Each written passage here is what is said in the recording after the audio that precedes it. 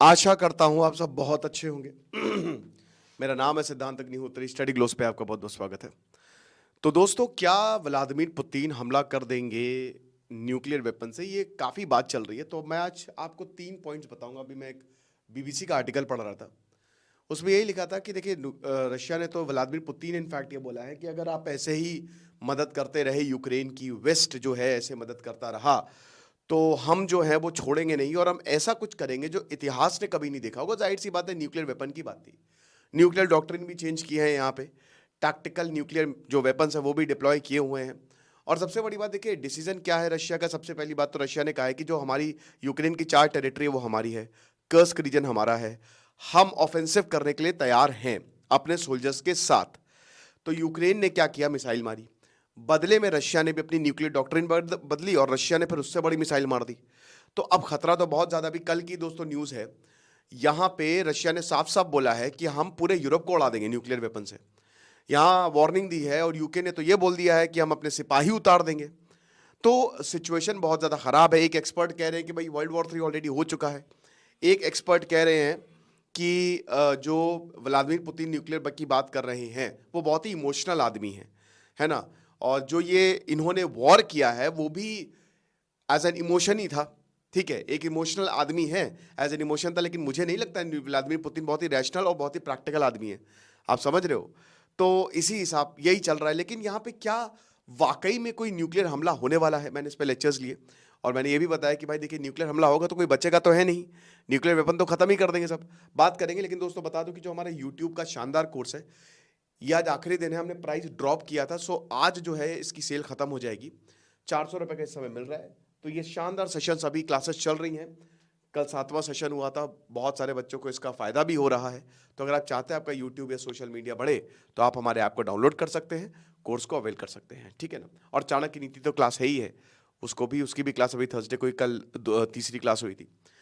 तो यहां कहा जा रहा है कि न्यूक्लियर वेपन से व्लादिमीर पुतिन हमला करेंगे। तो सबसे पहली बात तो ये है, देखिए आपको कैसे पता चलता है कि ऐसा स्टेप ले रहे हैं? तो रेटोरिक जो बोला जा रहा है, व्लादिमीर पुतिन बार बार इस बार का हिंट दे रहे हैं कि हाँ हम न्यूक्लियर वेपन है, और पिछले 2 साल से दे रहे हैं जब से वॉर शुरू हुआ है। लेकिन इस बार उन्होंने कुछ ज्यादा ही कर दिया है, क्योंकि उन्होंने अपनी न्यूक्लियर डॉक्ट्रिन जो है वो चेंज कर दी है। अब रशिया की न्यूक्लियर डॉक्ट्रिन, पहले वॉर को देखिए, सबकी न्यूक्लियर डॉक्ट्रिन यही है except for Pakistan and north Korea, कि भाई हम पहले न्यूक्लियर हमला नहीं करेंगे। अब देखिए, पाकिस्तान भी कई बार न्यूक्लियर की भारत को धमकी देता रहा है कि हमने न्यूक्लियर बम दिवाली के लिए बचा के नहीं रखते, फलाना धमाका। लेकिन रशिया जब धमकी देता है तो वो बहुत ही ज्यादा सीरियस होती है ना। वो ऐसे ही does not beat the bush. ठीक है, ऐसे ही नहीं कि ढोल पीट रहा है फर्जी में। वो बता रहा है कि हम कर देंगे हमला, और उसने कर दिया। जैसे Xi Jinping, Nancy Pelosi Taiwan गई थी तो शी मार देंगे, मार देंगे, मार देंगे, खत्म कर देंगे, लेकिन कुछ किया नहीं। लेकिन रशिया का मान लीजिए क्रीमिया में ऐसा हुआ होता, तो फिर रशिया अभी तक तोड़ ताड़ के बराबर कर चुका होता। तो जो रशिया ने न्यूक्लियर डॉक्ट्रिन चेंज की है वो वाकई में चिंताजनक है।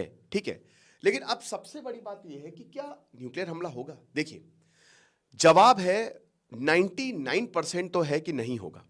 वो तो देखिए, अब होता क्या है कि वो तो एक्साइट करने के लिए ये बात होती है, डिस्कशन होता है, हर जगह ये होता है।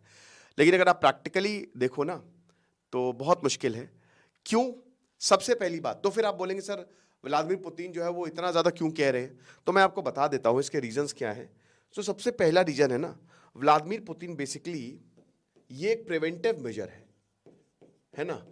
ये एक प्रिवेंटिव मेजर है। ऐसा इसलिए क्योंकि यहां हर कोई, पूरा वेस्ट जो है, स्पेशली अमेरिका, वो मदद कर रहा है यूक्रेन से।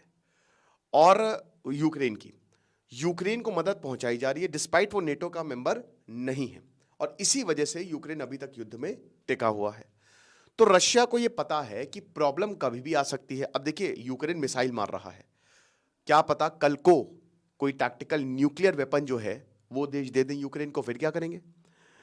तो एक तरीके से ये प्रिवेंटिव मेजर है कि भाई कल को अगर कुछ भी ऐसा होता है, या अगर यूक्रेन उस लेवल पे जाता है कि वो मॉस्को पे हमला करना शुरू कर दे डायरेक्ट, या फिर हमारे शहरों पे, तो फिर हमारे पास ये ऑप्शन होना चाहिए कि हम न्यूक्लियर हमला करेंगे।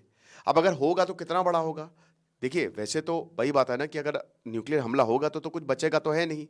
लेकिन छोटे छोटे न्यूक्लियर वेपन का यहां पे इस्तेमाल हो सकता है। दूसरा जो है वो है फियर। देखिए, यहां पे रशिया जो है वो पूरी दुनिया को बताना चाहता है कि देखो, हमारे पास अगर तुमने ये काम किया, जैसे कल जो व्लादिमीर पुतिन ने कहा है या जो भी बताया है, व्लादिमीर पुतिन ने दिखाया है आईसीबीएम, आईआरबीएम, बोला कि हम ऐसे एक्सपेरिमेंट करते रहेंगे मिसाइल्स के और छोड़ते रहेंगे यूक्रेन के ऊपर।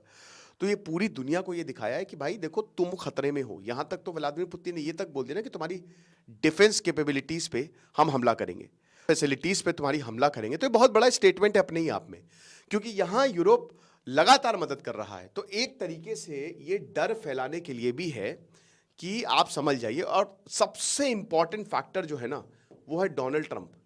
देखिए, डोनाल्ड ट्रंप अब आने वाले हैं और हम सबको पता है जब डोनाल्ड ट्रंप आएंगे तो यूक्रेन के ऊपर प्रेशर बनेगा ही बनेगा। तो डोनाल्ड ट्रंप का वेट करना सही रहेगा। व्लादिमीर पुतिन नहीं चाहेंगे कि न्यूक्लियर बॉम्ब को ड्रॉप करके वो कुछ ऐसा कर दे जो उनके लिए भी प्रॉब्लम क्रिएट कर दे।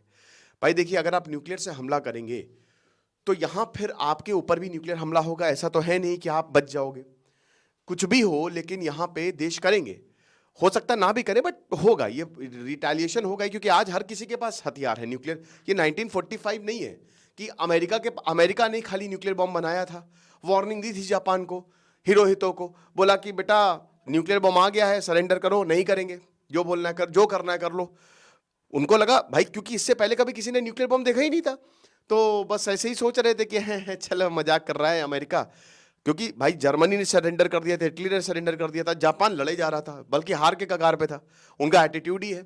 और अगस्त में बोला कि अब भी इसी वक्त सरेंडर करो, अमेरिका ने बोला, वरना न्यूक्लियर बॉम्ब गिरा देंगे। तो बोला गिरा दो, गिरा दिया। ग्रेव ऑफ फायरफ्लाइज मूवी देखिएगा, अगर आप देख सकते हैं तो आप सो नहीं पाएंगे एक हफ्ते तक। तो वही बता रहे कि जो किया है यहाँ पे एक तरीके से अमेरिका ने, तो उस समय सिर्फ अमेरिका के पास न्यूक्लियर वेपन थे और किसी के पास नहीं था। वो तो 5-6 साल बाद फिर सोवियत ने बना लिए, फिर उसके बाद चाइना, ब्रिटेन, यूके सब पीछे पीछे आ गए। ठीक है, मतलब चाइना, यूके और फ्रांस। फिर उसके बाद इंडिया आया, पाकिस्तान आया, इजराइल आया, नॉर्थ कोरिया आया। तो ये सब, लेकिन अभी सबके पास न्यूक्लियर वेपन है ना, जो एडवर्सरी। और हमको ये नहीं भूलना चाहिए, इधर रशिया, चाइना तो डेफिनेटली न्यूक्लियर से सहायता नहीं करेगा रशिया की, बट हाँ, यूके, फ्रांस और अमेरिका, इन ये तिकड़ी हैं, तो कुछ भी हो सकता है। तो इसीलिए डोनाल्ड ट्रंप का इंतजार करना ज्यादा सही रहेगा। अभी बस यही है, व्लादिमीर पुतिन अब देखिए दिन बढ़ते जा रहे हैं, 1-1.5 महीने में डोनाल्ड ट्रंप आ जाएंगे। तो उनका यही कहना है कि देखो, कुछ तब तक कोई ऐसी गलती मत करना जिससे हमको एक कदम उठाना पड़ जाए। और वैसे भी व्लादिमीर पुतिन एक रैशनल इंसान है। अगर यही चीज नॉर्थ कोरिया के साथ हुई होती तो शायद नॉर्थ कोरिया अभी तक हमला कर चुका होता। बट क्योंकि व्लादिमीर पुतिन है, इतने समय से सत्ता चला रहे हैं, सब कुछ घोल घाल के पी चुके हैं, पूरी सत्ता को खून में पॉलिटिक्स दौड़ती है, तो उनको पता है कि क्या करने से मेरी पॉलिटिक्स ज्यादा चमकेगी और क्या सही रहेगा। डोनाल्ड ट्रंप आएंगे तो वही है कि फिर यूक्रेन को अपनी टेरिटरी देनी ही पड़ेगी। ये प्रेशर बनाएंगे क्योंकि पैसे वैसे बंद कर देंगे। भाई डोनाल्ड ट्रंप ने यूक्रेन हमारा बोझ है क्या, हम क्यों उस बोझ को ढोड़। सही बात भी है, हालांकि घूम फिर के पैसा अमेरिका के पास ही आ रहा है, जो भी वो पैसा दे रहा है, लेकिन हम क्यों वॉर में कूदे मेरे भाई, है ना। अब वही एक तो ये भी बोला जा रहा है ना कि जैसा अफगानिस्तान के साथ किया है ना, वैसे ही अमेरिका, क्योंकि अमेरिका की आदत रही कि मारो मारो हम तुम्हारे पीछे, लेकिन जैसे ही सबसे ज्यादा जरूरत पड़ेगी पहले वही भागेगा।